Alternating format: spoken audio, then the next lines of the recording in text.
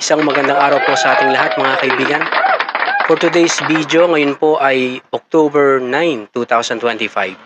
Sa petsa ding ito noong 2004, October 9, 2004, ay ginanap ang unang demokratikong halalan ng Afghanistan, kung saan nahalal bilang Pangulo si Hamid Karzai. Ito ay isa sa makasaysayang kaganapan na sumisimbolo sa pagtatangka na magtatag ng matatag na pamahalaan pagkatapos ng pagbagsak ng rehimeng Taliban noong 2001 mga kaibigan.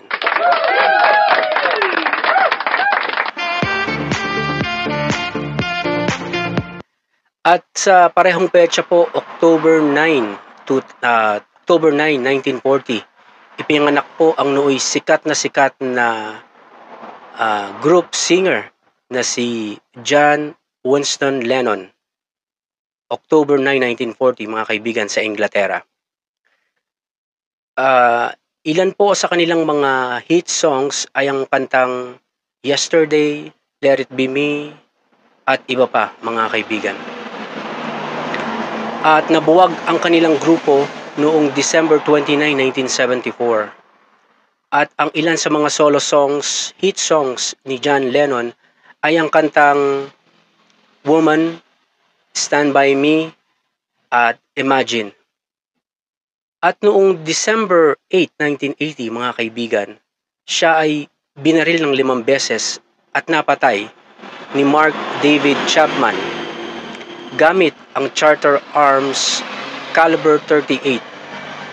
Siya ay nagkaroon ng 2 tama sa kaliwang bahagi ng likod at 2 tama sa kanyang balikat at ang isa ay sumablay. Siya ay dinala sa Roosevelt Hospital at sinasabing siya po ay naubusan ng 80% ng kanyang dugo.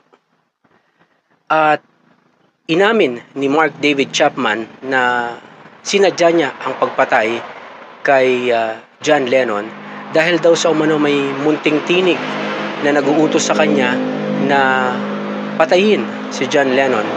Pero ang lumalabas pong motibo mga kaibigan ay ang inggit sa kanyang kasikatan at kayamanan. Si Mark David Chapman po ay nahatulan ng 20 taon at habang buhay na pagkabilanggo mga kaibigan.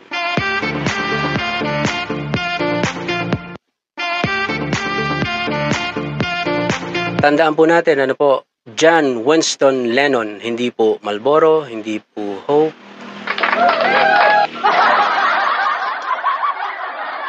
Si John Winston Lennon ay ipinanganak sa Inglaterra at pinatay siya dahil sa inggit.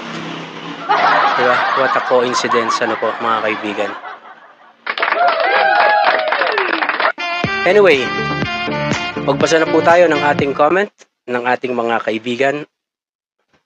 Nababasa niyo po ba? Tuko ako, hindi ako crocodile. Aba, nagtatampo pa yata itong Nadine na to ha. Nademonyo ka. Barilin nga natin to. Anyway, basa na po tayo ng ating comment sa ating comment section mga kaibigan. Sabi po, talaga lang ha. Hindi ka crocodile ha. Sa Senado ka kaya magpaliwanag. Anyway, magbasa na po tayo ng ating comment section. Sabi po, magbasa na po tayo ng ating mga comment mula sa ating comment section. Sabi po ni Liza Layar, ang magandang pangalan daw po kay Baby B ay McCoy, as in McCoy Rap.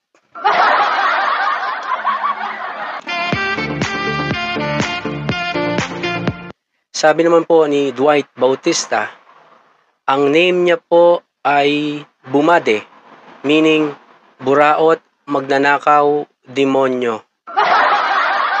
Bumade. Sabi naman po ni Alvin Pura, La Coast, meaning priceless, so much value, parang taong na nakaupo sa iisang bangko na pinag-aagawan.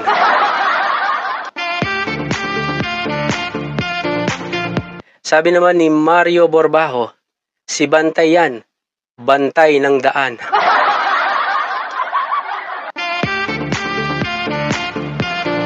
Sabi naman ni Pinocchio, ang magandang pangalan sa buhayan na yan ay Sarah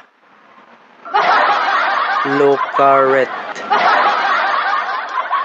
Sarah Locaret.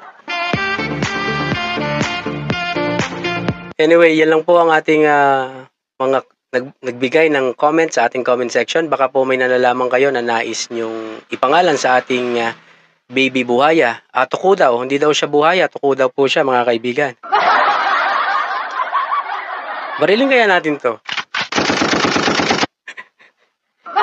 Anyway, kung may naiisip po kayo na pangalan para po sa ating baby buhaya, wag po kayong mahiya sa magsulat sa ating comment section at babasahin po natin sa ating mga susunod na video mga kaibigan.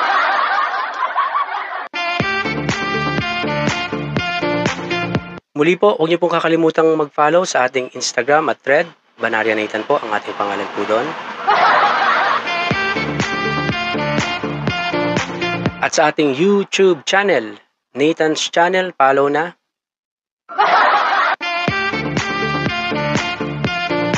With that mga kaibigan, maraming salamat po.